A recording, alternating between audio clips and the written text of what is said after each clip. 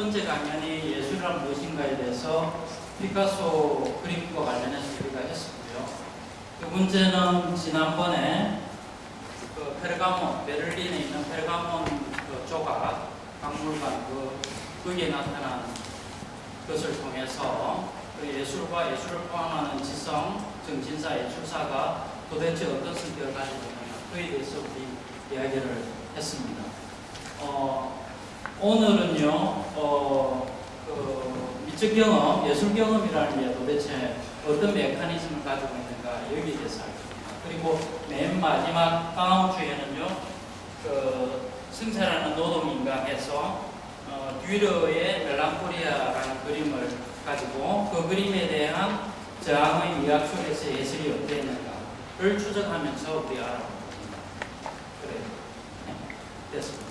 준비됐나요, 여러분? 네. 네. 그래서 지난주에 우리가 한 것은요, 지성사, 정신사, 지식이라는 게 도대체 어떤 것인가를 알아보기 위한 것이었습니다. 그 첫 출발은 베를린에 있는 페르가몬 박물관의 여러 구조물 가운데 몇 가지 조각 작품을 우선 그 출발점으로 했습니다. 그래서 도대체 이 페르가몬 이 박물관이 원래는 만들어져 있던 특히 그 지방에 있어야 되는데도 불구하고 왜 거기에 왔던가, 어떻게 발굴되었던가, 발굴되는 과정은 어떻게 이루어졌는가, 우선 그것을 봤었고요. 그것이 이제 베를린에 있는 주인공, 소설 속의 주인공들이 그에 대해서 어떻게 해석하는가, 그런 이야기를 소설 속의 해석을 봤고요. 그 다음에 소설 속의 해설에서 나오는 그 이야기, 중요한 이야기 중에 하나가 페르가몬이 발굴되고 베를린으로 옮겨지는 과정에서의 부당한 그런 역사들이 페르가몬이 만들어지고 난 이후에, 제작되고 난 이후에 수용의 역사에서도 그대로 반복되고 있다는 거. 그러면서 지식이라든가 지성이라든가 예술사가 그 자체로 온전한 것이 아니라 상당히 편파져 있고 부당하고 또 뒤틀린 것일 가능성이 높다는 거. 예술과 문화의 작업 내에서도 권력의 관계가 착잡하게 어려 있다는 거. 그런 이야기를 했습니다. 그러면서 발트 베냐민의 그 문화라는 것은 야만의 일종의 기록물이다 라는 거, 그런 이야기를 했습니다. 그랬어요. 제가 지난주에 여러분들하고 이야기하면서 생각을 해보고 싶었던 거는요, 우리가 흔히 예술을 좋아하고 그림을 좋아하고 작품을 좋아하는 것이 단순히 예술주의나 문화주의로 나아가서는 곤란하다 이거죠. 그래서 예술은 그 자체로서 순수하거나 순결한 것이 아니라 그 속에도 보이는 보이지 않는 권력 관계가 있고 개입이 있고 일종의 이데올로기적인 오용 전념의 가능성이 충분히 있다는 것. 그 때문에 매우 주의해서 신중하게 그것을 선택해서 재구성해서 또 소화하는, 체험하는 이런 과정이 필요하다, 이런 생각이 듭니다. 가령 여러분 이런 거 아니에요. 가령 보들레르의 심의주의 하면 유미주의라고 번역되잖아요. 에스테티시즘이라고 하는데 미를 통해서, 오로지 예술을 통해서 이 세계를 대조하고 싶다는 이런 생각인데 그것에 예술이 가지고 있는 부정적인 또 부정적인 음성적인 이런 이데올로기적인 요소를 파악하지 않으면 우리는 현실에서 쉽게 무너질 수 있죠. 그런 의미에서 예술의 긍정적인 것과 부정적인 것, 예술의 빛과 그림자를 동시에 파악해서 거기에 대해서 소화하려는 그런 노력이 있어야 우리는 19세기에 말하자면 신비주의의 오류를 반복하지 않을 수 있다, 이런 생각이 듭니다. 그렇습니다. 그래서요, 오늘 이제 할 것은요, 여러분, 제리코에 이렇게 보시면 메두사의 댐목입니다. 그래서 많은 여기에서도 여러 가지가 있는데요. 어떻든 이것입니다. 오늘 핵심은요,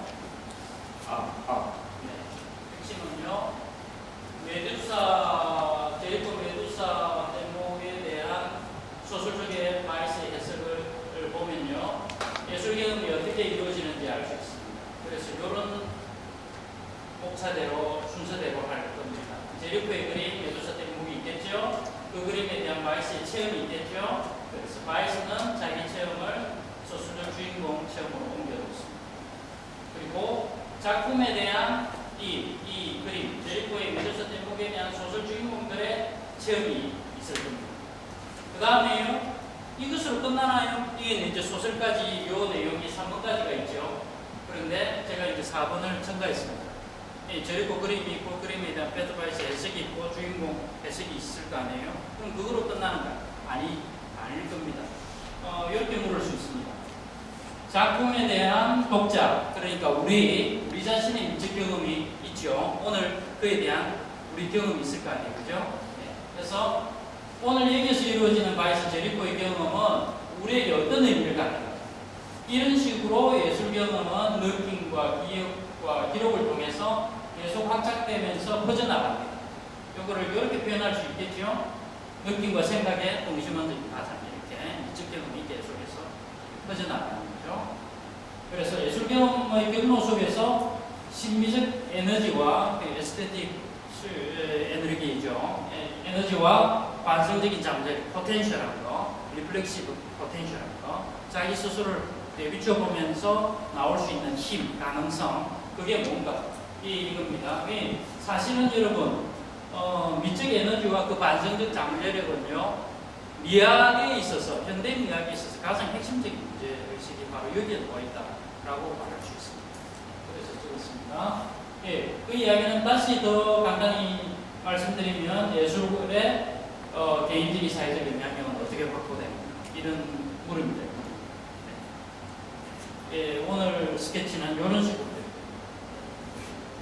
그래서요, 이제 첫 번째부터 이제 들어갈 겁니다. 우선은 소설 속의 상황이 이렇습니다. 그래서 1인칭 화자가요, 구급대에서 일하다가 스페인 시민 전쟁에서 투쟁하다가 이제 그 프랑코 독재에 투쟁하면 거기에서 투쟁하다가 이렇게 돌아옵니다. 그러다가 파리에 머물면서 절망에 휩싸이고, 그러다가 스웨덴 출신의 은행가 집에서 또 빚을 마련하고 이제 이래저래 빈둥거리면서 이제 쉬다가 거기 도서관 안에서 어떤 책을 이렇게 발견하게 됩니다. 그 책이 뭔가 하면 이것입니다. 메두사의 뗏목이라는 배의 침몰 경위를 기록한 책을 이제 주인공이 이렇게 읽습니다. 그래서 이 전합은요 어떻게 됐느냐 하면 1816년에 여름 프랑스에서 아프리카로 항해하던 도중에 아프리카 해안가에서 이렇게 작초되었습니다. 여기서 살아남은 사람이 두 사람인데요, 코리아로와 사비니.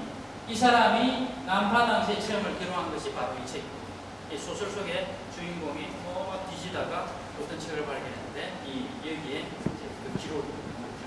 그래서 이 책을 연구하고 이렇게 조사하고 하면서 제리코의 그림을 발견하게 되고 이 그림을 어떻게 우리가 받아들일 것인가 고민합니다. 그런 과정을 그렸습니다. 그래서요, 오늘 여러분들과 구경하게 될, 감상하게 될 그림의 핵심은 이것입니다. 제리코의 메두사의 뗏목입니다. 엄청 커요. 이 사투리는 거의 5m, 7m, 엄청 큰 대작입니다. 근데 난파당했던 당시의 모습을 그렸는데요. 여러 종류의 사람들이 뒤엉킨 채 구조를 기다리고 있습니다. 그래서 사람과 사람을 하고 이렇게 더 멀리 보이는 비행기 같은 것에 대해서 존재하는 구호를 요청하는 사람인가 하면 죽어가는 사람이 있고 이미 거기에 지쳐서 쓰러진 사람, 의식을 잃은 사람, 뒤엉킨 사람들이 있습니다. 그러면서 흥미로운 것은요, 이 사람을 믿지 않는가 싶어요. 그러니까 구호를 요청하고 구제해주고 하는데 어느 한 구석에는 체념한 채 이렇게 생각하고 있는 거죠. 이런 모습. 그래서 또 다른 경우들처럼 저는 이 사람의 시선이 오래 갔습니다. 말하자면 현실에서 우리가 할 수 있는 것은 아주 작은 것이고 희망의 몸짓은 실현되기 어렵고 반영받기 어렵고, 그래서 우리가 현실에서 할 수 있는 것은 체념이지 않는가 이런 생각이 많이 들어요. 그래서 이 사람이 많이 있는데 어떻든 난파당했을 당시에 그 극한적인 고통에 처해 있는 사람들 사이에 다양한 모습들을 보여줍니다. 그것도 하나로 보여주는 게 아니라요. 그래서 뛰어나죠. 네, 그래서 제가 밑에 이 좋은 그림은 늘 그러잖아요.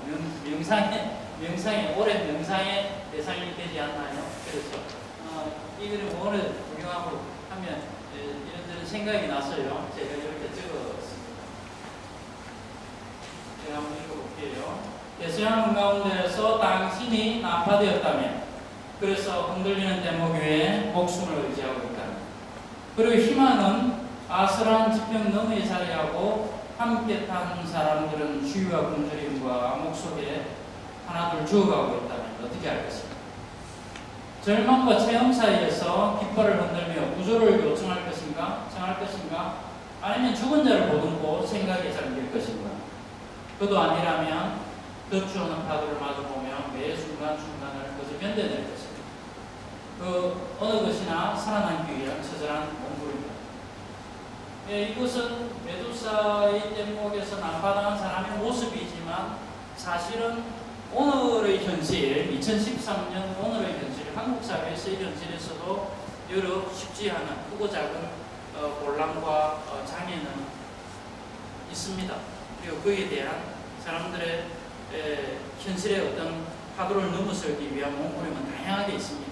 그렇다고 한다면 우리는 이 난파당한 이 뗏목 위에서 스승이는 사람, 구조를 요청하는 사람, 혹은 체념하는 사람, 혹은 쓰러져 가는 사람 중에 한 사람이라고도 할 수 있죠. 그런 생각이 듭니다. 그래서 참 볼 때마다 여러 가지를 생각하게 하는 그림이지 않나 이런 생각이 듭니다. 그래서 그 다음 장에 보면요, 우리가 지난번에 제리코 제가 그 그림을 할 때도 그랬지만 당연히 좋은 그림에는요 그 하나의 그림만 있는 거 아니잖아요. 그래서 여러 사전 작업들이 있습니다. 그래서 참고로 여러분들에게 우선은 그 메두사의 뗏목이 침몰했을 때 거기에서 살아나온 사람이 당시에 썼던 책이 있을 거 아니에요. 그 책의 표지판입니다. 1921년에 나왔는데요. 메두사의 뗏목의 프랑스어 표지판입니다. 그래서 여기에 여기에 나왔습니다. 이 사람들 기록문화 되겠죠. 그 메두사 뗏목에 대한 이야기를 듣고 제리코가요 엄청 그 작업을 많이 했습니다. 수백 점의 그 스케치를 하고 그랬습니다. 그 가운데 가장 핵심적인 뗏목의 모양이지 않겠어요? 그래서 뗏목의 모양을 그다지 여러 차례 버전을 여러 차례 그립니다. 그래서 아주 중요하게 이렇게 그립니다. 뗏목에 대한 무슨 소명입니다. 이것도 나와 있습니다. 그러니까 제리코의 메두사의 뗏목이라는 것 하나로만으로도 여러 가지 자료를 포함해서 책이 한 권이 될 정도로 많이 있습니다.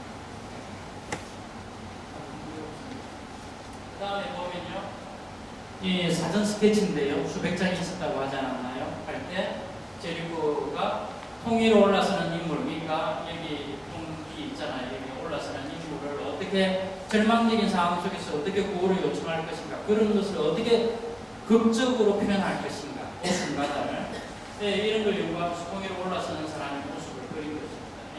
이거는 이제 여기에 나와 있죠. 통 위에 올라서는 사람.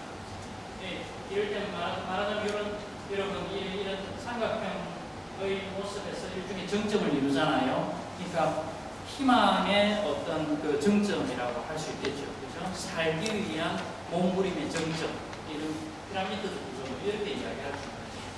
이 깃발이야말로 생존을 위한 어떤 표시판이 될 것 같아요. 그래서 이런 장면들이 그에서 나왔는데 그 작업은 이런 데서 나온 거죠. 그리고 이렇게 올라가는 사람을 막고 자기도 올라가겠다거나 아니면 부딪히는 사람, 옆에 쓰러져 있는 사람, 이럴 때의 그 몸의 어떤 그 근육, 몸과 이 몸의 움직임, 이것은 고고학에 대한 연구나 뭐 이런 거 많이 하잖아요. 그죠? 이런 게 상당히 생생하게 뒤에서 빠져주는 사람이고, 그래서 저는 이렇게 적었습니다. 현실의 비참함을 재현하기 위해서 제리코 역시 마치 피카소가 그려한 것처럼 수백 수천 장의 스케치를 그리면서 각 인물의 몸짓과 표정과 자세와 위치를 탐구해야 했습니다. 걸작은 그런 열정이 고갈될 즈음에 가끔씩 나오는 거죠. 아주 예외죠. 걸작이라는 거는 우리가 노래가 한다고 해서 이러면 되는 거 아니잖아요. 그죠? 노래 봐도 안 될 가능성이 더 많죠. 되더라도 어떤가요? 거의 예외적인 산물이죠. 그래서 그런 점에서는 상당히 더 행복하지 않는가 그런 생각이 듭니다. 그래서 거의 예외적으로 나오잖아요. 그 다음에 참고로 할 게 여기서 이제 대목에서 사람들이 이제 며칠 동안 거기에서 굶주리면서 그렇게 굶주리면서 디아 선상에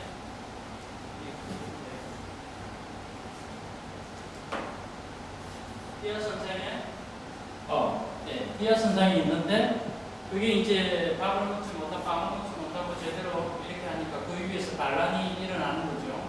그래서 이제 그 반란의 순간을 묘사한 이 곰이 있고 칼이 있고 서로 죽이고 그래서 그 당시에 이렇게 난파당하고 이러면 3, 4일 지나고 일주일 지나고 이러면 사람 고기도 이렇게 자주 먹었다는 이야기도 있죠. 예, 그래서 살벌하게 거저는 그런 현장을 이제 묘사하는 스케치가 나왔습니다.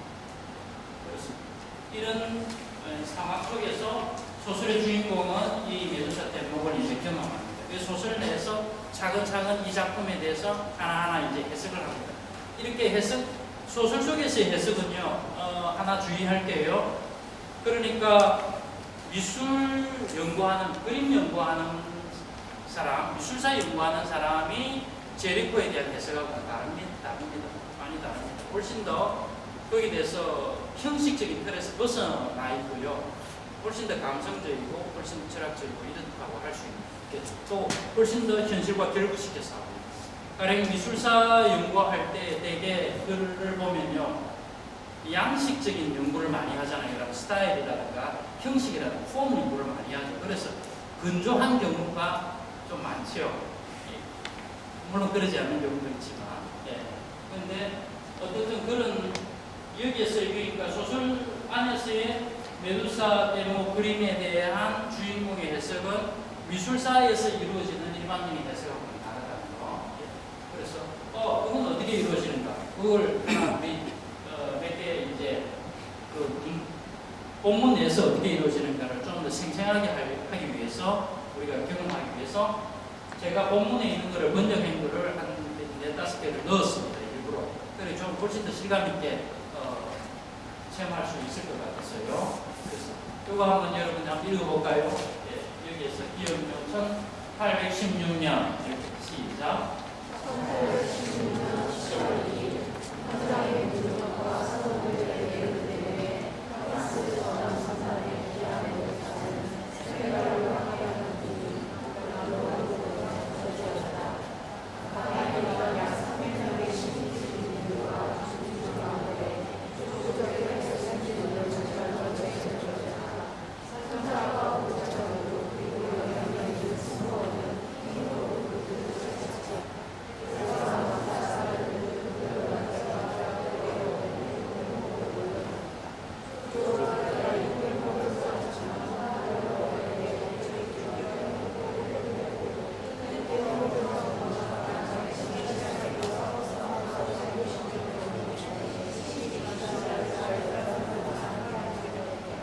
그러니까 1816년에 전함선단 기항이 세네갈로 가는 도중에 좌초되었고요. 식민지 군인들이 대부분 타쳤는데 이 사람들은 선장이라든가 장교라든가 승무원은 거의 다 보트를 자체했고요. 나머지 사람들은 널판제와 뗏목을 필요한 거죠. 그게 현실이에요. 그렇죠? 그래서 이 뗏목을 그렸지만 파도가 이 밧줄이 승기이기 때문에 다 이렇게 그냥 물에 빠져 죽거나 아니면 표류하게 됐습니다. 그래서 150명 가운데 12일이 지나자 다 죽었습니다. 그냥 10분의 1도 채 안 나왔습니다. 12명만, 15명만 살아나게 됐습니다. 그래서요, 이렇게 됐습니다. 이거 읽어볼까요? 시작.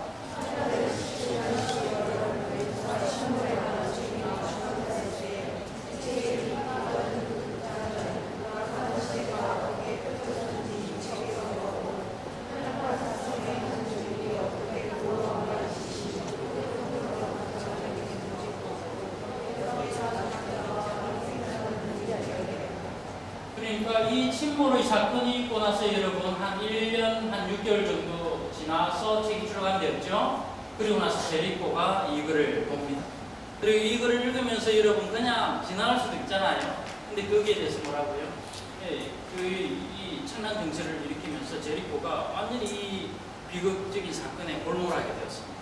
그래서 그는 이거를 보면서요, 그가 사는 시대가 도대체 이게 뭔가 하면서 이 책을 보았고, 편협한 이런 제국이 결국 어떻게 고로함과 이기심과 탐욕에서 이렇게 생겨나게 되었는지 보았고, 여기서 부당하게 이득을 챙기는 사람, 희생자는 누구인가? 이걸 묻게 되더라고요.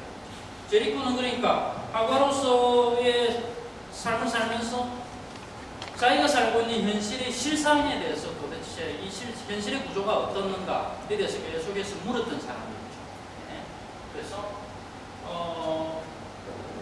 이렇게 제가 적었습니다. 소설 주인공들의 상황은 16년에 난파된 사람들이 있고요. 처음에 그에 대한 화가 제리코가 있고요. 제리코의 이 느낌들을 이런 자료들은 여러분 펜더바이스가 자료를 조사해서 알겠죠. 그래서 소설 안에 넣었겠죠. 그러면서 여기에 있는 장의 이야기라는 소설이 생겼겠죠. 그리고 이 소설 중에 작품 주인공이 있고, 그 다음에 우리는 이 모든 기록을 우리는 지금 읽고 있죠. 그죠? 여러 한 5개의 층위가 이렇게 놓여 있습니다. 그래서 이런 어떤 그 메두사 경험에 있어서 중요한 키워드를 제가 한 5개 정도를 찍었습니다. 그래서 한번 보시면 될 것 같아요. 제리코는 이것은 여러분 제가 지난번 말씀드린 대로 이거는 이제 제 책의 그 페이지 혹시 참고될지 모르니까 제가 적어두었어요. 그래서 제리코는 이 복음문을 읽고서 난파의 과정을 여러 단계로 분해하고 싶은 욕구를 느낍니다. 여러분 어떤 현실의 사건이 딱 터지잖아요. 그러면 그에 대해서 구분의 욕구는요, 과학적이고 논리적이어야 되죠. 이는 학문적인 욕구죠. 그렇죠? 그래서 다시 하나로 통합하는 거, 이것은 예술적 욕구라고 할 수 있어요. 예, 이게 좀 단순하긴 하지만 어떻든 구분을 하면 인식이 단계가 올라가지요. 그래서 구분은 기본적으로 학문적, 과학적 요구라고 할 수 있죠. 그래서 여러 단계로 분해하고 싶은 욕구를 느낍니다. 그래서 요거 단계 스케치를 그립니다. 여러 단계로. 그는 두 생존자의 보고서에 근거해서 이런 끔찍한 침몰을 이렇게 그립니다. 그러니까 제리코의 욕구는 역사적 재앙을 그림으로 변형시키고 트랜스포메이션하고 번역해내는 데 있습니다. 요즘 여러분 한 몇 년 전부터 번역하고 이렇게 많이 좀 유행하죠, 인문학에. 사실은 지난번에 어떤 분이 그 질문하였는데 미국의 영국의 문화 연구라든가 이런 걸 우리가 어떻게 받아들여야 되는가 이런 질문을 하셨는데, 외국학을 오늘의 우리 한국 상황에서 맞게 재구성하는 것도 여러분 뭔가요? 일종의 번역이죠. 큰 의미로. 학문 의미도 뭔가요? 번역이죠. 예를 들어 펜더바이스가 있다. 그건 독일 상황에서 만들어진 거 아니에요. 그럼 만약 제가 거기에 대해서 글을 써서 책으로 낸다는 건 뭔가요? 한국어를 일종의 번역하는 거죠. 저희 언어로. 크게 보면 번역이죠. 문화와 문화의 비교 문화적인 이런 이해 방식도 일종의 번역 활동이라고 할 수 있고, 학문도 일종의 번역이라고 할 수 있죠. 네? 그래서 여기에 그래 적었습니다. 제리코는요, 역사의 재앙을 그림으로 변형시키고 번역해냈죠. 그럼 펜더바이스는 뭔가요, 여러분? 이 그림을 소설로 번역해낸 거죠. 그러니까 서사적 번역이라고 할 수 있겠죠. 네.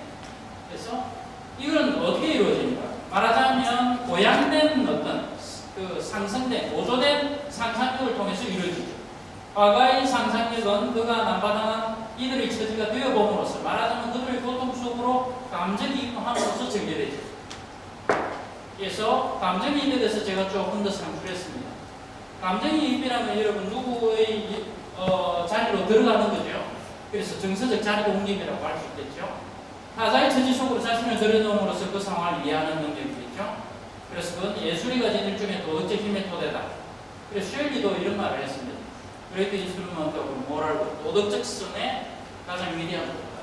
내가 누군가의 처지에 대해서 감정이입하고 나의 것으로 느끼는 능력은 곧 연민의 능력이고 공감의 능력이죠, 여러분. 이건 그 자체로 윤리적이고 도덕적이죠. 상상의 감정이입으로 이렇게 이제 제리코는 작품 안에서 이렇게 이제 그 난파당한 사람들과 감정이입을 통해서 하나가 됩니다. 이렇게 하나가 된다고 한 것은요, 여러분, 제리코가 실제로 그래 하였나요? 아니면 페트바이스가 그렇게 생각하고 적었나요? 페트바이스가 생각하고 적었죠. 그래서 이런 묘사는요, 상당히 그 페트바이스가 감수성이 예민한 상태에서 아주 적확하게 묘사하지 않았나 이런 생각이 듭니다. 그럼 한번 읽어볼까요? 그는 시작. 자기를 놓았고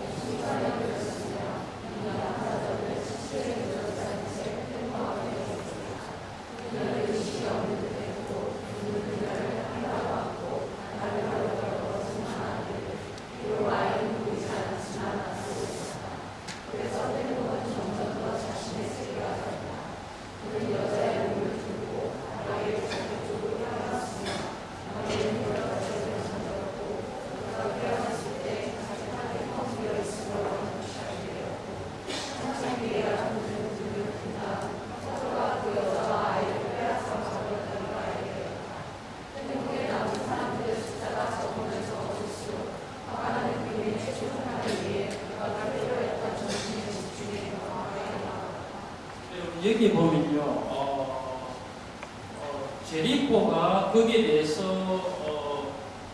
이렇게 직접 쓰지는 않았지만 그 그림을 보면서 페트바이스가 감정을 이입을 시켜서 아주 여러분 여기 문장을 한번 보세요. 아주 그 밀도가 높죠. 그리고 꼼꼼하게 절차적으로 묘사를 하였죠. 보면 제리코 자신이 난파자들 사이에서 지체에 둘러싸인 채 있다고 생각했죠. 그리고 그녀는 의식이 없는 듯 했고, 그녀이 쓰러진 그 여자를 이렇게 팔로 안고, 다른 한쪽으로는 아이를 안고, 보이진 않았지만 이렇게 안았대. 그러면서 자신의 세계가 있어요.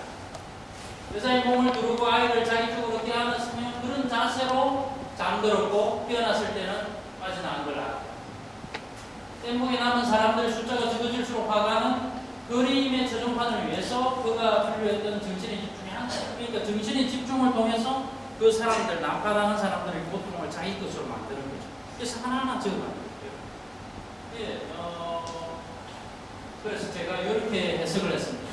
난파자들의 고통은 측량할 필요 없다. 그것은 어떤 합리성이나 언어의 세계를 통해서도 파악되기 어렵습니다.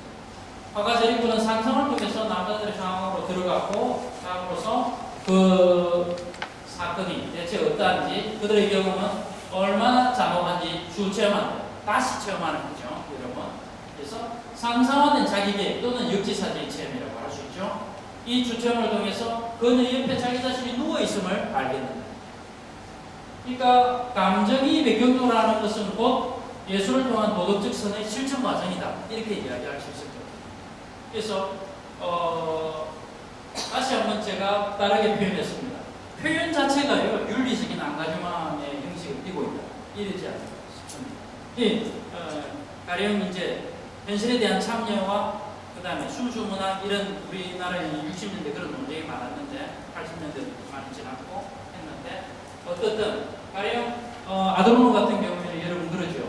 그 서정적인 묘사를 극단적으로 행하는 것 자체가 현실에 대한 가장 깊은 의미의 참여다 이런 이야기를 하잖아요, 여러분. 예, 마찬가지로 이렇게 있습니다. 우리는 표현의 가능성이요, 표현이 가지고 있는 실천력, 현실력에 대해서 훨씬 더 조금 더 고민이 필요하지 않는가 싶어요. 그러니까 표현에 지극적으로 충실하면 그 자체로 사회에 대한 엄청난 기여가 아닌가, 저는 이런 생각을 합니다. 그래서 다른 거 이렇게 보거나 신경 쓰거나 이럴 필요가 없어도 될 거라는 거죠. 그런 자체 유리지 않아가지만 볼 수 있다. 그래서 상상력이라는 것은 감정이입의 능력이죠. 타자 속으로 자신을 옮겨놓음으로써 이들의 생각과 감정을 공유하는 인간적 능력이죠. 그래서 이게 중요합니다. 그 다음에요, 조금 신경을 써서 우리가 볼 필요가 있지 않을까 싶습니다. 주관적인 경험 속에서 경험적 차원을 넘어서 타자로 열리는 이월적인, 이 계속해서 올라가는 이월적인 표상, 상상의 객관한 능력이 있고, 이 이월적 능력은 여러분, 나의 상상력 속에서 내가 계속해서 자리 옮김을 하지요. 그러면 나의 주체 속에서 다른 주체로 올라가죠. 인터주거액티브 한 거죠. 주관과 주관 사이로 오가는 거 아니에요. 상호주관적인 거 아니에요. 그럼 이미 곧 사회적이라는 거죠. 예, 그래서 제가 이렇게 적었습니다. 이 이월적인 능력은 곧 상호주체적이고 인간관계적으로 구조화되어 있다. 그래서 사회적이고, 그래서 윤리적. 그래서 저는 이렇게 적었습니다. 감정이입의 능력은요, 주체 이월적이고 긴 사회화 능력입니다. 그래서 이런 감정이입을 통해서 회화사의 유리 없는 그림을 완성했다고 볼 수 있을 겁니다. 그래서 메두사 대목을 구분화를 한 번 더 봤으면 좋겠습니다. 요 때문에요. 이렇게 제리코 그림이 워낙 좋아서 이렇게 구분하고도 이렇게 많이 나옵니다. 이렇게 나오거나요, 아니면 이렇게도 나오고요, 아니면 이렇게도 나오고요. 이게 제가 느끼기에는 좋은 화가는요, 여러분, 그 세밀화 있잖아요, 디테일한 부분, 그 부분을 부분적으로만 딱 이렇게 보여줘도 정말 잘 그리는 것 같아요. 끝으로 이렇게 그리는 게 아니라, 뭐 디테일한 것에 신이 있다 이런 말 하잖아요. 아비바보이라는 수사가, 신이라는 거, 신적이고 초월적인 거는 아주 큰, 엄청난 큰 것에도 있지만 그것이 아니라 그 이전에 아주 디테일한 세부에 있다는 거죠. 낱낱 안에. 그러니까 낱낱의 충실이 신적인 충실이다, 이렇게 이야기할 수 있지 않을까 싶어요. 그래서 이렇게도 많이 나오고 하는데, 보기 좋습니다. 그래서 제가 이렇게 적었습니다. 아무도 보지 않는 곳을 향해 입고 있는 옷마저 벗어 던질 때 우리는 과연 무엇을 바라는가? 생존은 이편의 것이 되어줄 것입니다. 우리는 여러분 어떤 희망을 갖는다는 조금 이런 제리코나 아니면 페트바이스 맥락에서 벗어나서요. 제가 늘 그 일반화하는 여러 번 하였는데 좀 미학적 관점 때문에 제가 그렇다 말씀드렸는데, 페트바이스나 제리코의 맥락을 벗어나서도요, 이 그림은 이렇게 해석해도 되지 않을까 싶어요. 말하자면 우리가 어떤 일에 헌신할 때 자기 가진 거 다 던지죠, 여러분. 전념하죠. 헌신하죠. 헌신이라는 게 재단에 몸을 바친다는 거 아니에요, 여러분. 완전히 자기를 투여하는 거예요. 전면적 투신이죠. 전면적 투신은 곧 여러분 성실성의 표시 아니겠어요? 그러니까 어떤 것에 희망을 건다는 것은 전면적 투신의 모습인 것 같아요.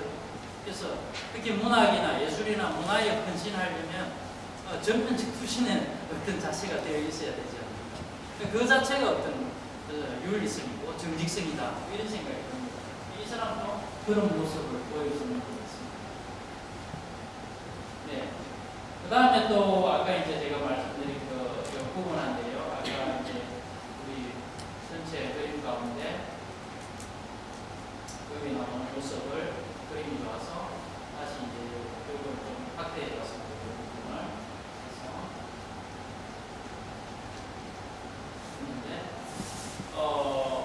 이 그림은 이제 옆에 파도라는 거, 여러분 여기 가령 그 그림 원작을 보면 이게 파도의 거품도 정말 생생한 것 같아요. 뛰어난 화가는 파도도 생생하게 그리는 데서 바로 구분이 되는 것 같은데, 이 사람이 이렇게 앉아 있는 모습, 또 이렇게 몸을 비틀어서 이렇게 있지 않나요? 그래서 비틀어서 이제 쓰러지고 있고, 쓰러져 있는 사람을 이렇게 애도하듯이 이렇게 한 손으로 이렇게 감싸 안고 한 손으로 이제 명상을 하고 있는 모습이죠. 도대체 죽음은 무엇인가? 산다는 것은 뭔가? 우리가 희망을 갖는다는 뭔가? 이런 거를 생각하고 있지 않나? 이런 생각이 듭니다. 그래서 저는 조금 전에 이 삶이라는 것은 간단히 이야기하면 희망을 갖는 것과 희망에서 좌절하고 난 이후에 체념의 상태, 그 두 사이, 두 축을 이래 왕래하다가 결국에는 죽어가는 게 인생이 아닌가, 이런 생각. 아주 슬프지 않나요? 슬프죠. 그런데 이 가운데 저에게는 이 모습이 이렇게 오래 와닿아 있는 것 같습니다. 그래서 사람의 희망이 실현되는 경우는 아주 적죠. 그보다 우리가 절망하고 거기에 대해서 절망 때문에 체념하는 경우는 훨씬 더 많죠. 그래서 오히려 삶의 어떤 속성에 어울리는 것은 체념의 방식이 아닌가. 그러면 어떻게 체념하는가가 문제겠죠, 여러분. 예, 그런 생각이 듭니다. 그래서 이 사람의 이렇게 모습을 클로즈업 시켜서 예술적 명상의 어떤 그 상징으로 자주 나오는 걸 봤습니다.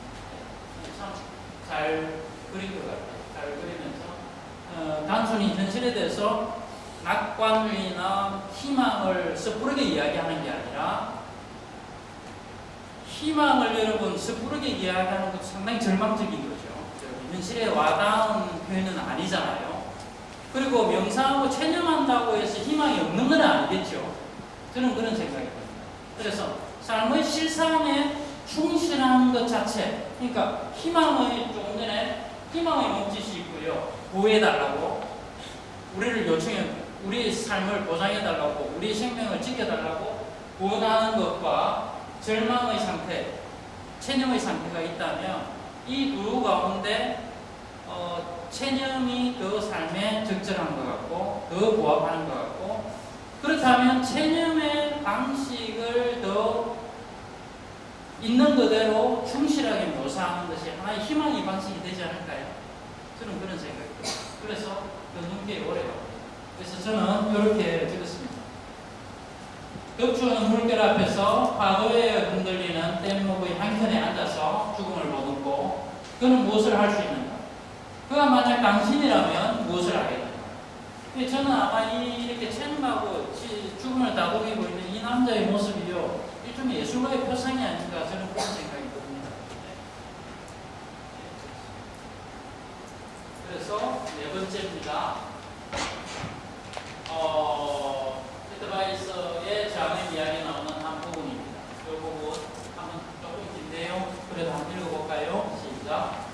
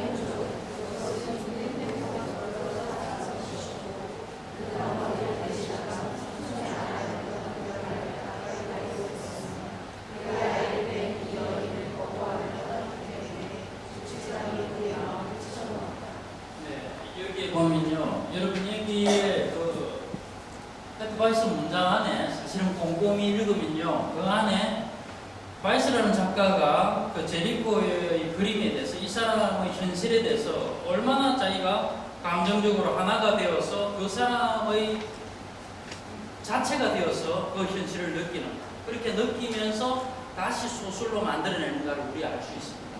그러니까 저는 이런 그 표현들이요 상당히 정말 이 페터 바이스가 장엄 이야기를 10년 동안 공들여서 쓰면서 모든 자료 중요한 거를 다 이렇게 모으면서 거의 천족이 쏘나서 거의 뭐 탈진돼가지고 그냥 1년 있다가 죽었거든요. 세상을 떠났습니다. 근데 이런 데서 그런 게 느껴집니다. 그래서 13일에 낮과 고통을 처절하게 고통하면서 이제 그 완성의 순간을 맞이했다는 거죠. 그래서 여전히 세부사함이 그를 사로잡았고 완결시켰다는 무상으로부터 글을 갖게 되었다 이거죠. 2주일 동안 꿈의 표상들 이런 것들을 표현하려고 애썼다. 좀 더 구체적으로 썼습니다. 바닥에 꿇어앉아서 문을 걸어 잠그고요. 자기 비밀 속에서 오직 혼자 조미와 실험하면서 2-3일 동안 아무것도 먹거나 마시지 않으면서 감각이 사로잡힌 채 늘파주의를 막 자기가 그 난파당한 것처럼 막 이렇게 기어다녔다는 거죠. 그러면서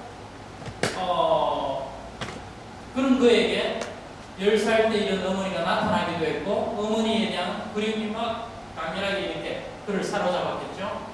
그래서 그는 그 흔적을 더듬었고요.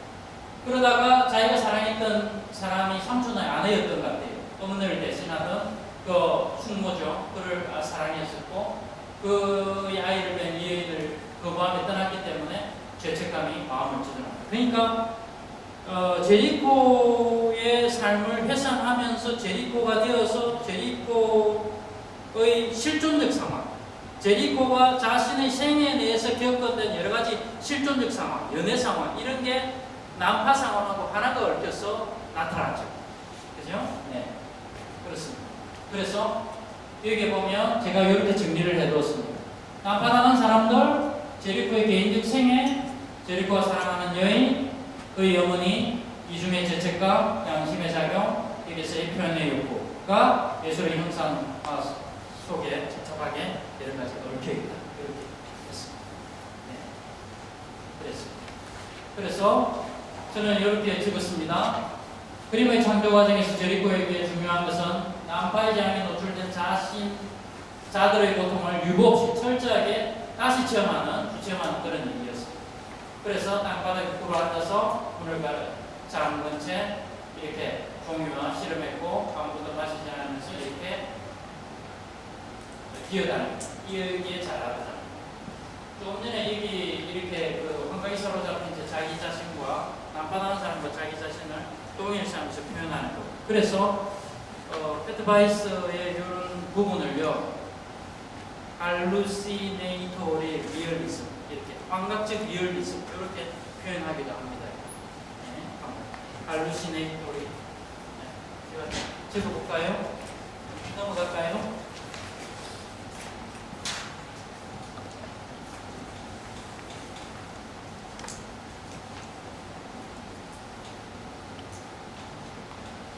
할루시네이션 하면 환각, 망상, 정신착란 이런 거죠. 그러니까 자기 자신을 또 그 난파당한 사람처럼 정신착란적인 이런 상태로 이해해서 그 사람들의 고통을 극대화하면서 표현합니다. 네, 이거를 할루시네이토리 리얼리즘, 환각적 리얼리즘 이렇게 얘기합니다. 네, 그렇습니다. 그래서요, 제가 이렇게 정리를 했습니다. 다른 사람의 체험을 우리는요, 일반적으로 체험할 수 없죠. 온전히 시간과 상황, 사건, 성격과 밀도, 그리고 주체의 상태에 따라서 그 어떤 체험도 전적으로 동일할 수 없기 때문에 가장 절실한 것은 공유되기 어렵지 않아요. 제가 이건 지난 시간에 한번 말씀드렸습니다. 그래서 가장 중요하고 절실한 것은 이름 없이 혼자다 라고 이렇게 되는 거예요. 실존적으로 절실한 모든 것은요, 고정된 형상과 범주, 언어와 개념과 교리를 넘어서는 까닭입니다. 그러니까 완전한 감정이 유별한 것은 전부 다 불가능한 것이에요.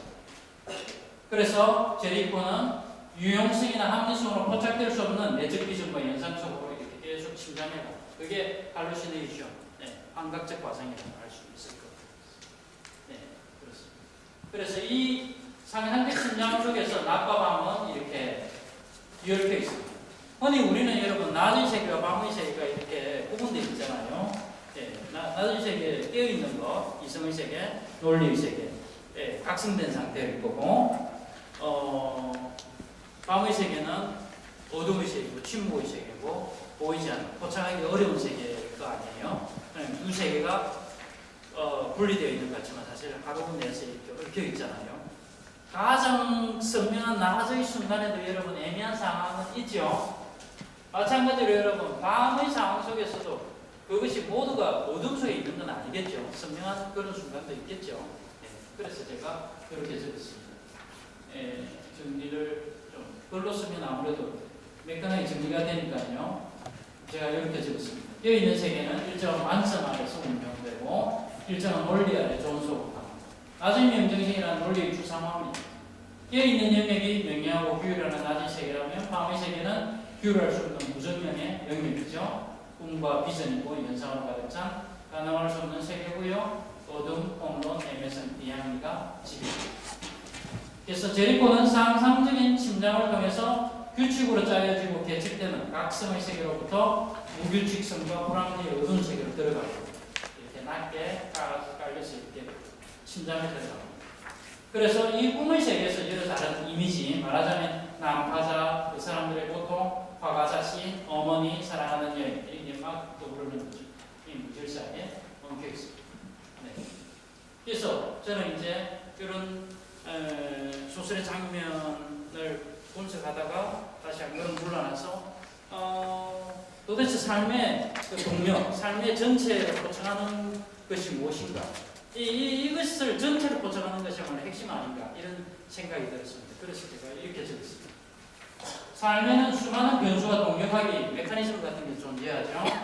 이 동력학에서 각각의 구성 요소는 삶의 전체에 걸쳐 있습니다. 서로 작용하면서 변화 유지되고 반응 출현합니다.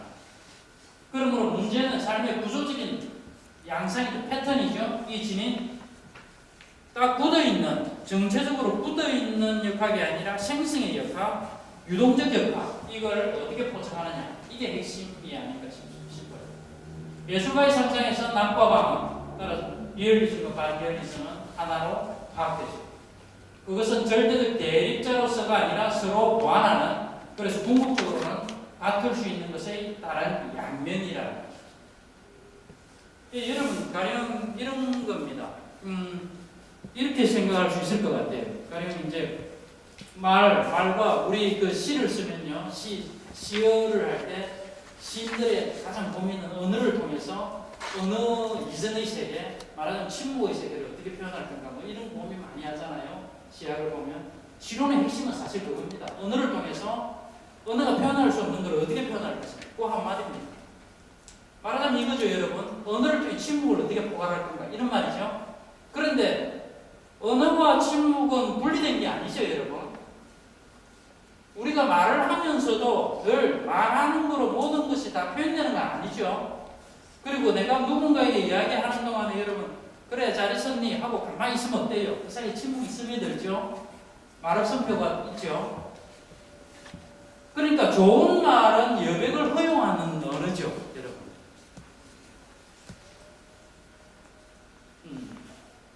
그렇죠. 그래서 멜로폰티의 예술론에도 여러분 그런 말이 있더라고요. 그 지하의 현상에 보면 침묵이라는 것은 언어의 또 다른 면이다, 이런 말이 있더라고요. 똑같은 거죠. 같은 논리죠. 여러분 그러면 리얼리즘과 반리얼리즘 이 문제도 다시 생각할 수 없을까요? 가령 이런 거죠, 여러분. 리얼리즘이라는 게 현실을 있는 그대로 묘사하는 거 아니에요. 현실을 실감나게, 예를 들면 인간의 현실을 어떻게 묘사할 건가. 근데 우리는 순이나 철수를 그대로 묘사하면서 묘사하는 것만큼 묘사 못하기도 하지요. 우리 내 사랑의 감정을 표현하면 말하면서도 말하는 것만큼 공허하지요. 그렇잖아요. 그렇다면 우리는 어떻게 하나요? 있는 그대로를 표현하면서 표현한 것만큼 나는 표현하지 못했다라고 자각한다면 조금 더 리얼리스틱하지 않을까요? 좀 애매했나요? 다시 한번 할까요? 그러니까 리얼리즘이라는 것은요, 리얼리즘이라는 말까지 버릴 수 있을 때 참으로 리얼리즘이 되는 거죠. 여러분 조금 제가 물으면 안 되겠죠? 그렇죠? 예.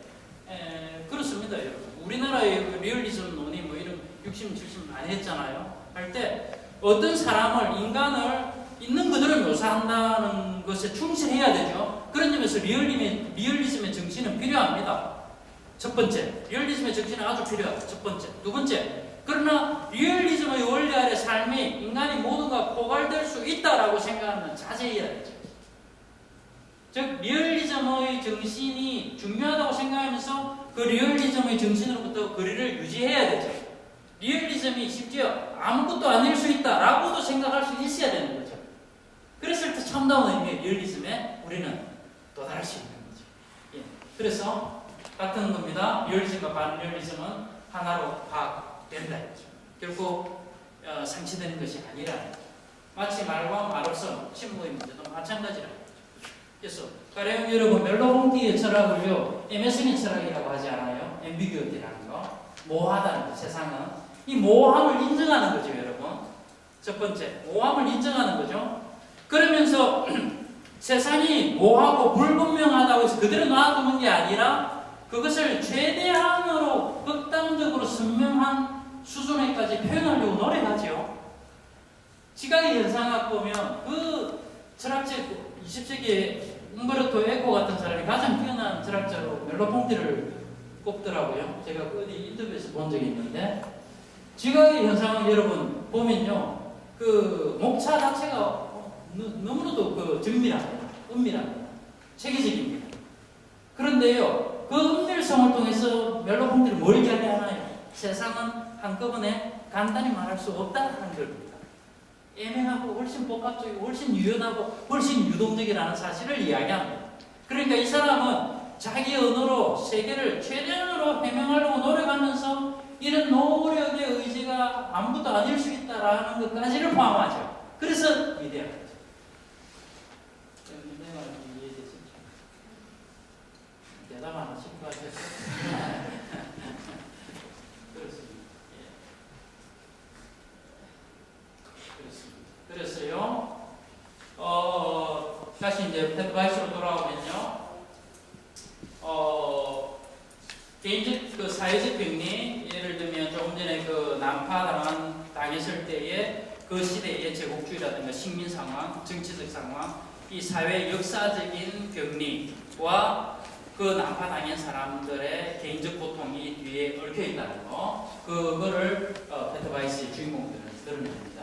그래서 제가 이렇게 적었습니다. 고통은 산술적 논리나 개념들로 접근하기 어렵다. 그래서 제리코는 환각과 환상의 주각을 다시 느끼는 걸 통해서 대상에 계속 접근해 갑니다. 그래서 뒷조처리 합니다. 여기서 확인하는 거는요, 여러분 이게 중요할 것 같아요. 사회적인 것의 병리학과 개인적인 병리학,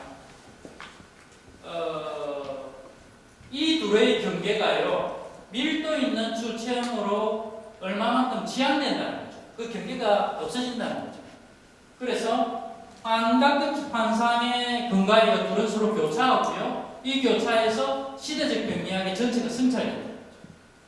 그래서 그는 난파자에 대한 연민 속에서 자기 자신에 대한, 가족에 대한 죄책감을 느끼고요. 시대의 부당성에 대한 분노로부터 어머니에 대한 그리움을 깨닫습니다. 이 시대에 대한 분노와 어머니에 대한 그리움, 개인적 감정과 사회적 감정, 이런 것들이 겹쳐 있는 거죠. 자연스럽게 이게 슬로건식으로 이렇게 분리되어 있는 게 아니라 자연스럽게 묘사 속에서 하나로 얽혀 있거든요. 여러분 이게 뛰어난 거죠.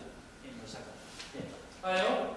난파자들의 연민, 그 사람들에 대한, 타자에 대한 연민 아니에요. 이것과 가족에 대한 자기 자신의 느낌, 이런 게 분리되지 않았다. 같이 얽혀 있다. 그래서 이렇게 사회적 병리와 개인적 병리가 이렇게. 그래서 제가 다시 한번 적었습니다. 사회적 병리학과 개인적 병리학, 정치적 불안과 실존적 근심은요, 그리 선명하게 구분될 수 없는 것입니다. 사회정치인 것은 삶의 객관적 대상이라기보다는 이 삶을 구성하는 여러 차원 중 하나일 뿐이고 이 차원은 오직 개별적, 개인적, 실존적으로만 감지된다. 이렇게 이야기할 수 있을 거예요. 또 한국 우리 사회를 늘 저는 비춰보지 않을 수가 없는데요. 한국 사회 여러 가지 병리학에 잘하는 것도 있지만 못하는 것 중에 하나가 우리나라에서의 언론이라든가 뭐 신문이라든가 논문이나 이런 사회과학 이런 언어들은요 되게 집단, 우리 혹은 우리가 어떻다, 국민이 어떻다 이런 말을 많이 하죠. 여러분 어때요? 대표적인 거죠. 대표적인 걸 끌어오는 거죠. 그건 여러분 저는 그렇게 바람직하는 것은 아니라고 생각합니다. 내가 어떻다 이렇게 해야 되죠. 그게 훨씬 솔직하고 훨씬 책임감 있는 언어가 아닌가 저는 그런 생각을 합니다. 그러니까 온통 뭐 신문에 사설이나 뭐 이런 게 물론 객관에 대한 객관적인 묘사가 되어 있지만 대개는 여러분 훈계나 명령이나 가르치는 이런 쪽으로 많이 흐르는 것도 그런 때문 아닌가요? 집단주의적인 진술이 너무 많은 것 같아요. 우리 사회는. 불필요하다는 게 아니라 만약 이런 그 사회적인 것과 개인적인 것이 구분할 수 없이 얽혀 있다면 나로부터 가는 것이 훨씬 정직하고 훨씬 설득이 있지 않나 저는 그런 생각을 합니다. 네. 그래서 개인적 병리학 사회적 고통의 듀얼킹인데 여러분 이런 것도 참고로 말씀드릴 수 있을 것 같아요. 프랑크푸르트 학파의 3세대가 하마스 다음에 그 악셀 호네트라는 선생님 아니에요. 네, 가끔씩 한국에 오시는 분인데 그분의 중요한 책 중에 하나가 파톨로기 데스 조지알렌입니다. 그러니까 한번 읽어볼까요? 파톨로기 데스 조지알렌 이거거든요. 사회적인 것의 병리학. 예, 이렇게 원래 병리학이라는 거 질환이라든가 이런 여러분 개인적인 거 아니에요? 근데 사회적 병리학 이렇게 이야기해요. 여기 보면 전부 다 개인적인 사회적인 것들이 개인적으로 느낄 만큼 이렇게 번져 있다는 거죠. 그러니까 이런 생각들도 사회적 병리학이 개인적 병리학과 분리되어 있는 것이 아니라는 이런 문제의식과 연결되어 있을 겁니다. 네. 그래서요, 여기에 제가 그렇게 적었습니다. 요거 한번 여러분, 요건 이제 요 에스테티크 스피드 슈탄 요 1권에 347쪽이니까 요 본문이네요. 요거 한번 읽어볼까요? 시작.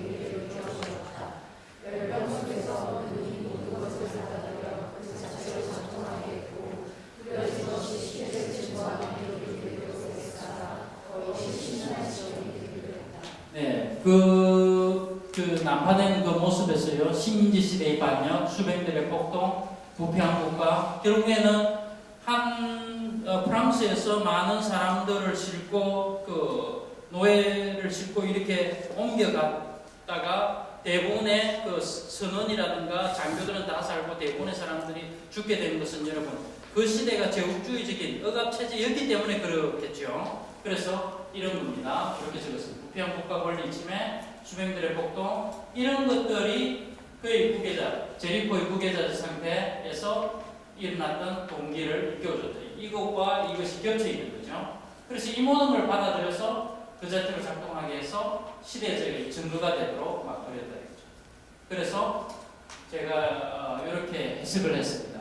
그림에 묘사된 인물들의 보통은 한편으로 부패한 국가체제, 억압적인 식민 통치를 암시하고 다른 한편으로 그것은 제리코의 사적인 개인적 불안과 근심으로 연결됩니다.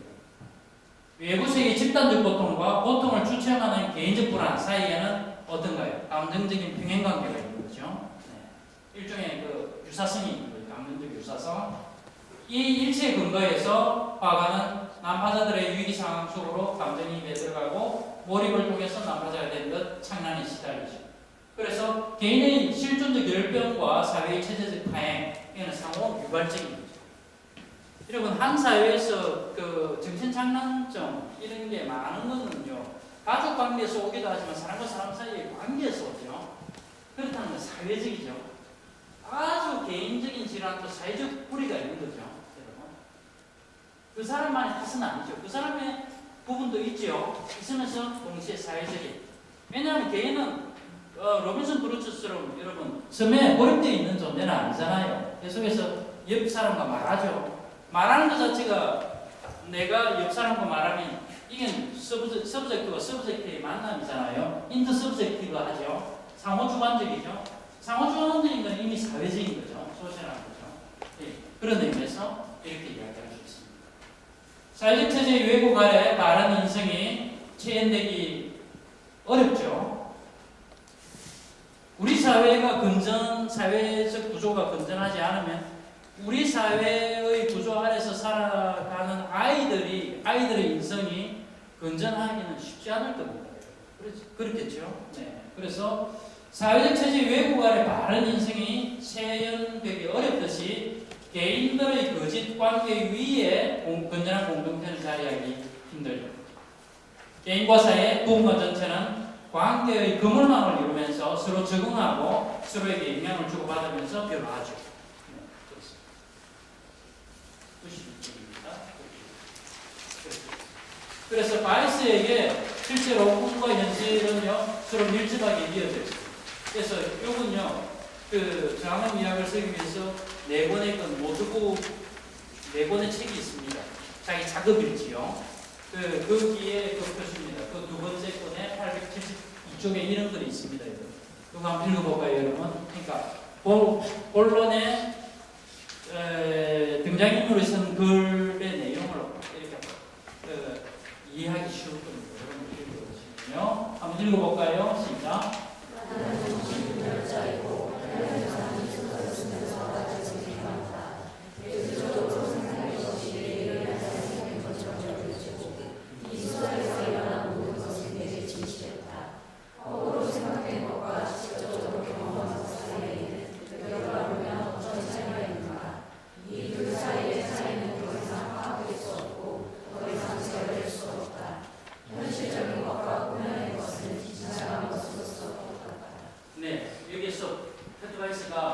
직접 이렇게 말합니다. 정신분열자이고 8년 이상 소설 쓴 거의 막빠질 때 이렇게 적었습니다.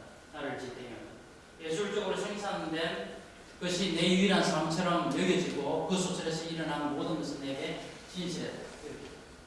소설 속에서 일어나는 모든 사건들, 허구적 사건들을 현실적 사건을 느낄 수 있어야 여러분 그걸 또 밀도 있게 쓸 수 있지 않을까요? 그죠? 네, 그래서 이렇게 썼습니다. 법으로 생각된 것과 직접적으로 경험한 것 사이에는 차이가 어떤 차이가 있나요? 차이가 없다 이거죠.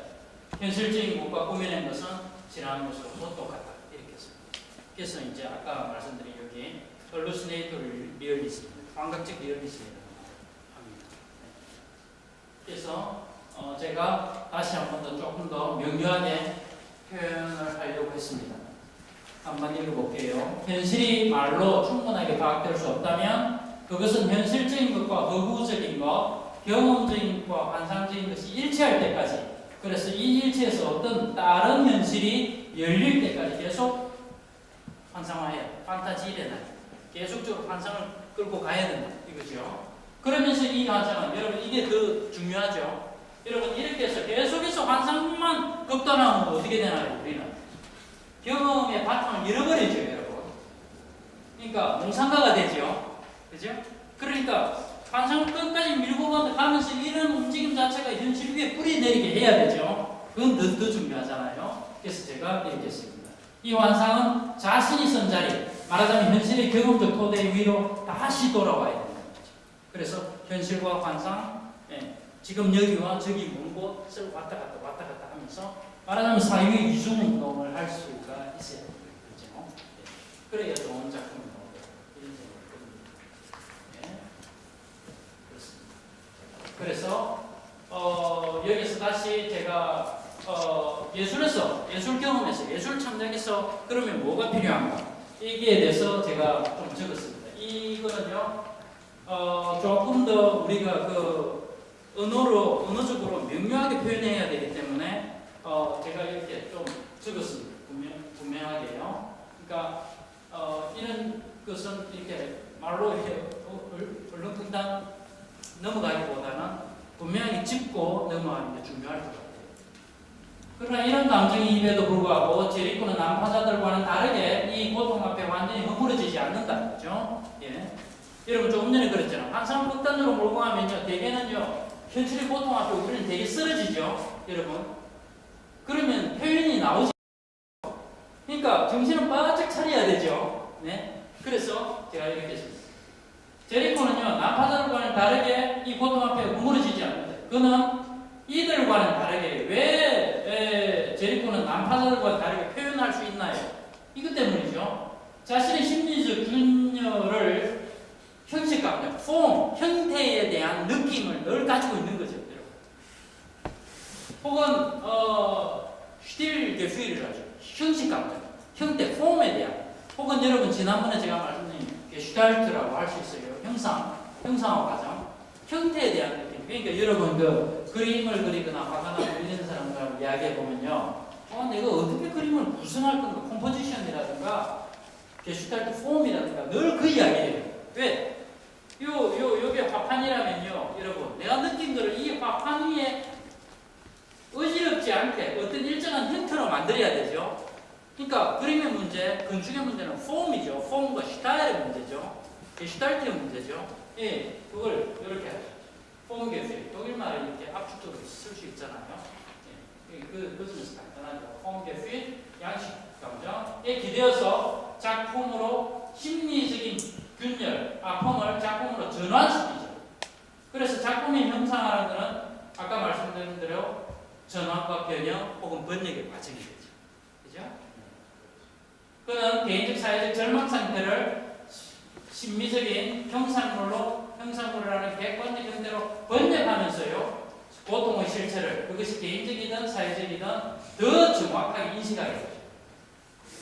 그래서 고통의 완화, 고통이 조금씩 진정되는 게는 그 다음의 일이죠.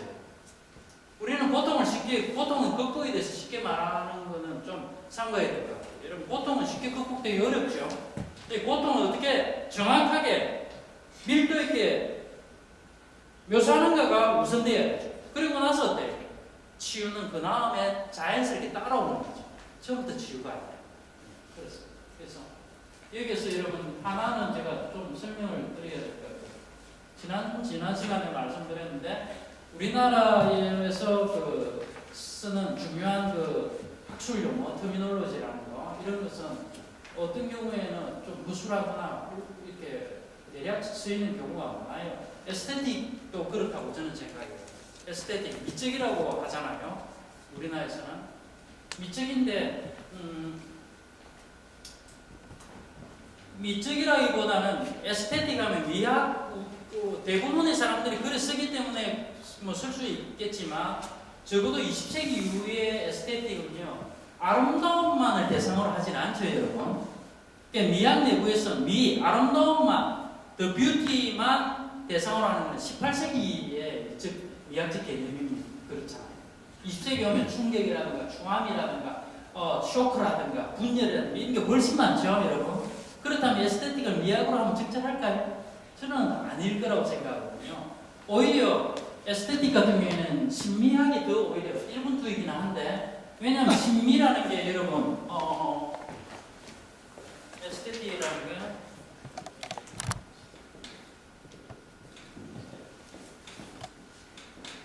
독일말로 하면 에스테틱이고요. 다시 에스테틱이고 영어로는 에스테틱인데 심미적이라 하면 이렇게 쓰잖아요, 여러분. 심미적. 그런데 이때 심이라는 거는 심사할 때 심자잖아요, 그죠? 미를 심사하는 것, 미에 대해서 심사하고 판단하는 이런 뜻이 들어가 있잖아요. 그러니까 이게 미적이라는 것보다는 심미적이라는 말이 에스테틱의 바람직한 번역이 아닌가. 그러니까 20세기 와서 미학의 대상은 아름다움만이 아니라 충암도 많고 충격도 많잖아요. 일단 미를 벗어나죠. 아름다움을 미학의 주된 대상으로 하는 것은 18세기 미학이죠, 여러분. 그래서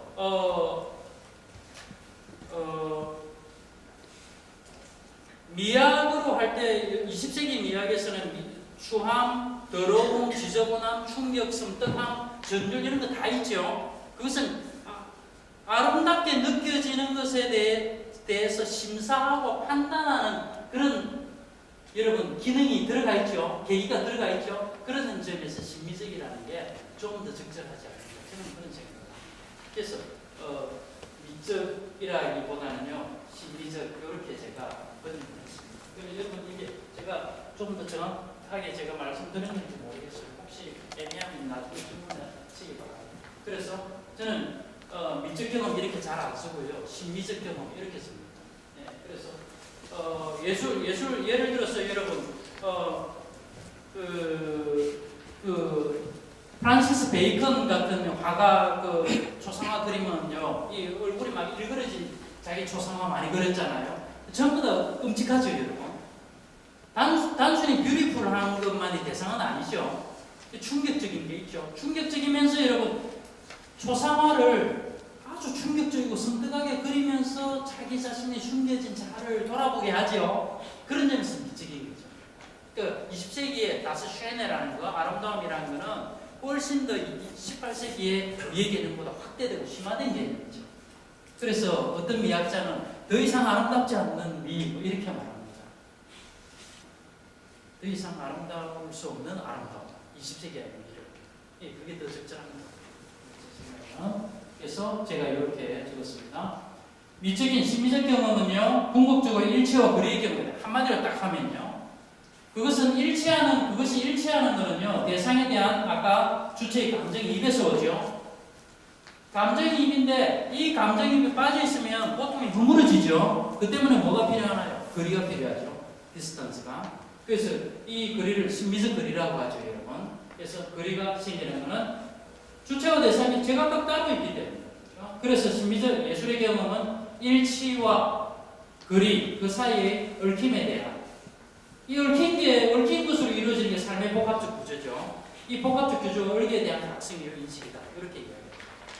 그래서 좋은 예술 작품에 대한 바람직한 경험은요, 우리가 한편으로는 대상에 대해서 몰두하면서 다른 한편은 어떻다고요? 그럼 물러났어요. 그것을 냉정하게 봅니다. 또 냉정하게 또 보면서 또 어때요? 다음에 또 한번 감정이입합니다. 그러면서 또 물러나. 왔다 갔다. 그러면서 감각과 사고가 계속해서 자기 자신을 기할 수 있겠죠. 네. 좋지 않은 그런 생각. 그래서 이제 지금까지 이제 제리코 그 그림을 했는데요. 여기에 본론 안에는 이런 그게 나옵니다. 들라크루아의 자유와 민중을 이끈다. 마르테이드 위의 자유. 이 그림하고 이제 비교하는 데 나옵니다. 그래서 이 그림도 엄청 대자이고 유명한 걸작이잖아요. 근데 이제 소설 속에서 작가의 등장인물의 해석은 이렇습니다. 여기에서 자유를 외치는 사람이 전면에 나와서 이렇게 사람들을 이렇게 이제 끌고 가는 거죠, 여러분. 예, 이 그림은 여러 가지 점에서 훌륭한 작품이긴 하지만 제르코의 메두사의 대목에 비하면 그 메시지가 다양하지 않고 이론적이다, 그렇죠? 그래서 좀 선동적이다, 이런 거예요. 그래서 그런 면이 좀 있죠. 그래서 이렇게 적습니다. 여러분 이거 한번 읽어볼까요? 들라크루아는 시작.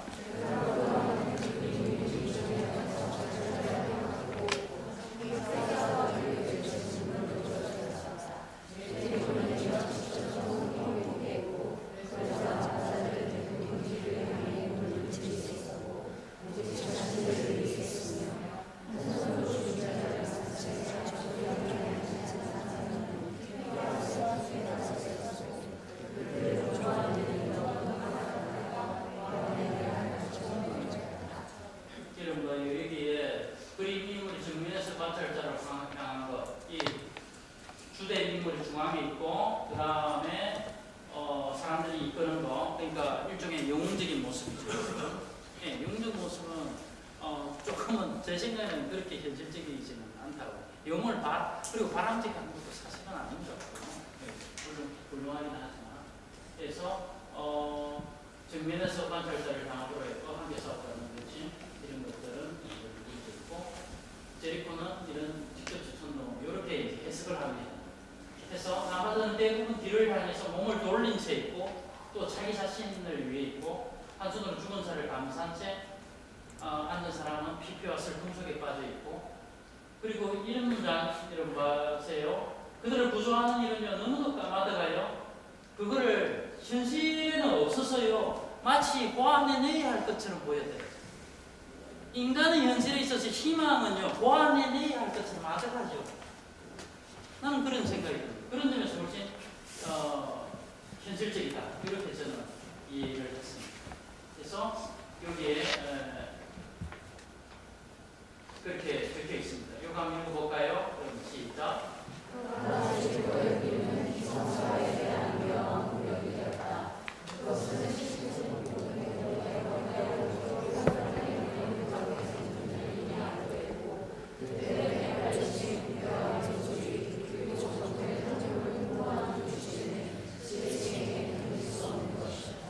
그러니까 제리코의 그림은 여러분 여러 가지 점에서 이런 여러 가지 점에서 체념과 희망 사이에 여러 가지 모습들과 제스처와 동작을 보여주는데 그럼에도 불구하고 여기에 보면 여기에 기성사에 대한 위험한 공격이 되어요. 거대한 크기로 살롱에 걸린 이 작품이 다른 작품들을 이미 압도했고 관료층의 부패와 냉소주의, 정부의 탐욕을 주제하고 주제는 지배층에는 견딜 수 없다. 예, 저는 이렇게 적었습니다. 벨라크로의 현실묘사가 모두 직접적인 건 아니다. 적어도 자유가 민중을 이끌다라는 작품은 직접적인 선동적인 효과를 겨냥한다고 할 수 있다. 이에 반해서 제리코의 처리 방식은 절망스러운 고통의 한순간을 내밀하고 풍부하게 그리고 이 그림에서는 낙담과 생존, 체념과 열광 사이에 놓인 가장 흑조이고 위태로운 삶의 순간이 포착돼요. 그러니까 여러분, 사회를 개선해야 된다. 어떤 것이 부패하다라는 걸 전면적으로 내세우지 않고 인간의 여러 실상을 질박하게 묘사하는 것 자체가 어떤가요? 아까 말씀드린 것처럼 사회적 안가주만해요. 표현을 통한 안가주만해요. 윤리적 안가주만해요. 대부분의 뛰어난 작품들은 그러지 않는가 그런 생각이 듭니다. 그래서 이제 네 번째로 들어왔습니다. 그래서 제리코 그림이 있고 그에 대한 작품에 대한 소설 속에 이제 해석이 있는데 이 대목 중요한 이 대목인데요. 이거 한번 읽어볼까요? 양가가 보여요. 시작.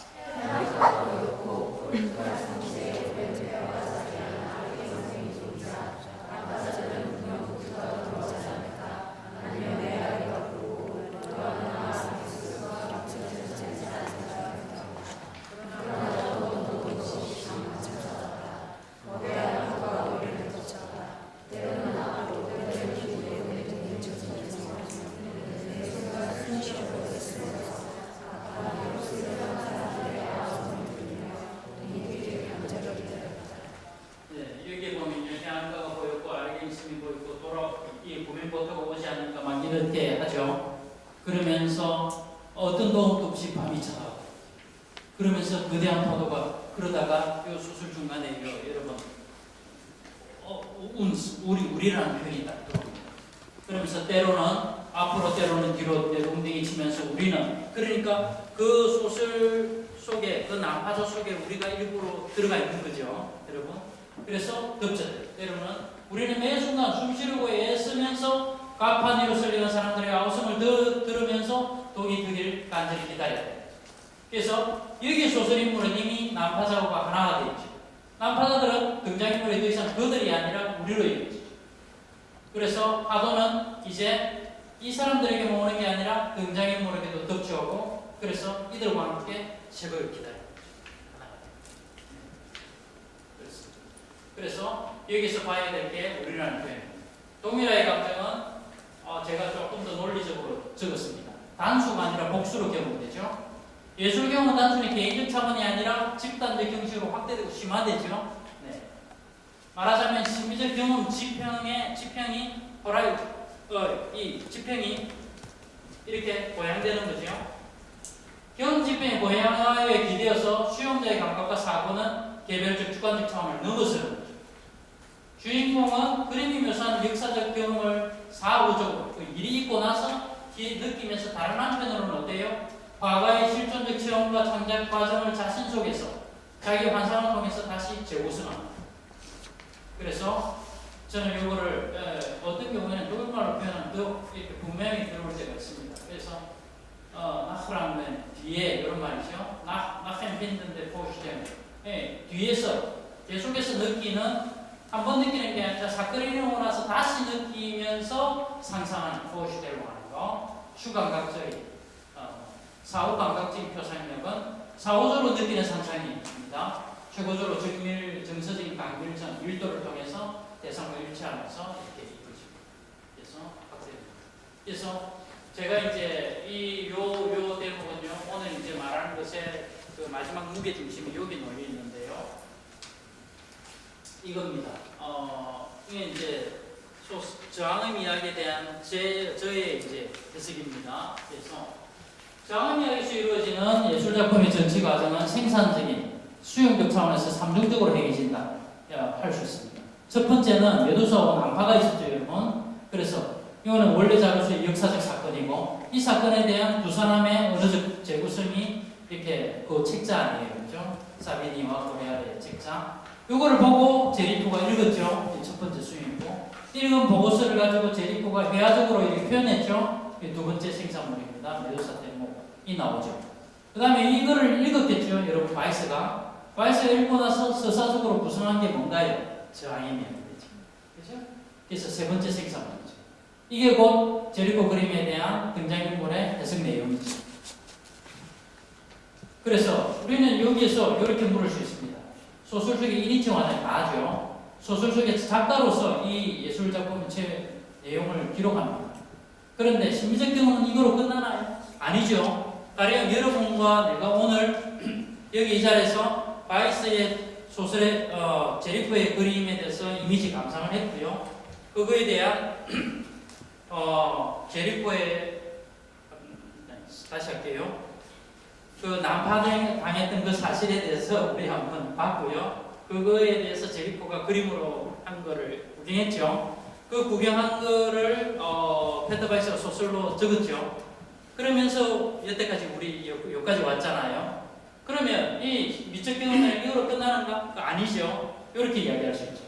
제4의 심미적 경험, 네 번째 생산물을 생각할 수 없는가? 즉, 언젠가 어느 독자가 이 저항의 미학을 읽고 제리코의 그림을 보고 자신의 소설을 쓰거나 자신의 예술론을 쓸 가능성은 없는가?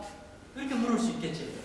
이런 식으로 미적 경험의 파장은요, 어떤가요? 무한하게 이어지죠.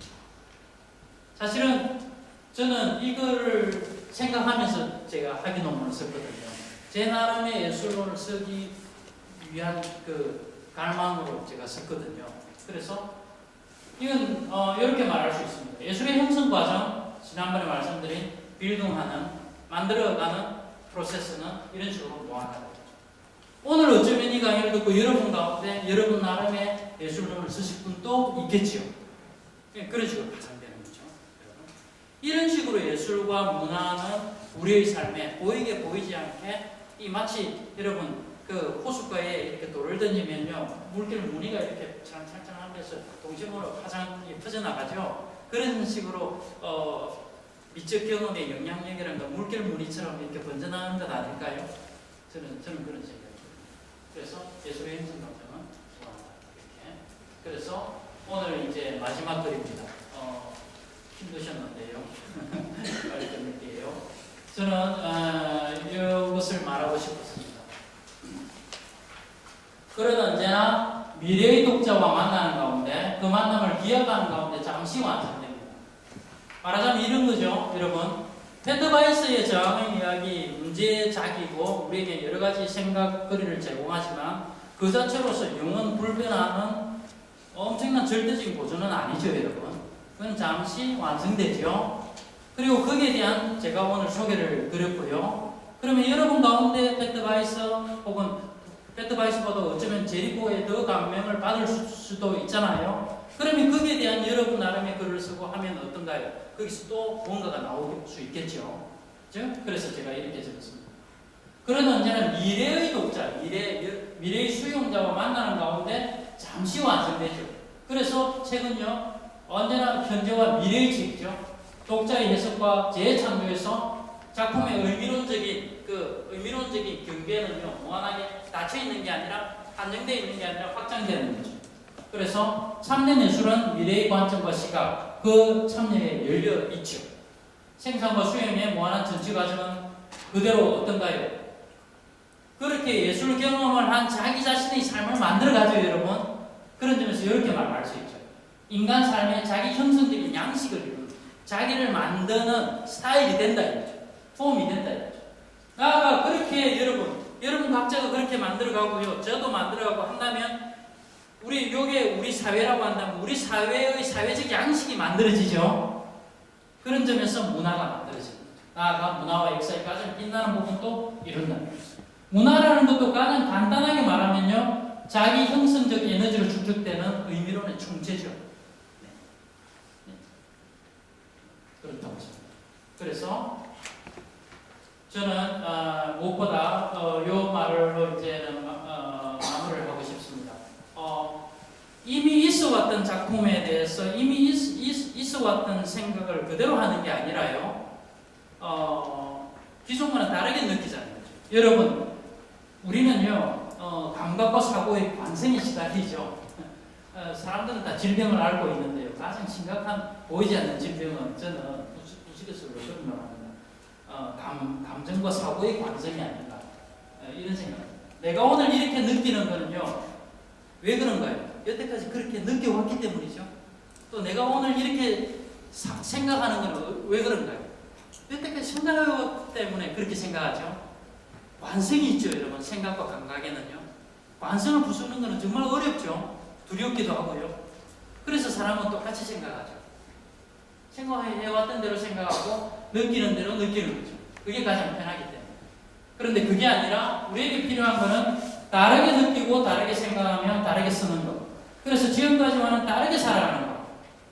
다시 말씀드리면요, 감각과 사고와 거의 다른 조직.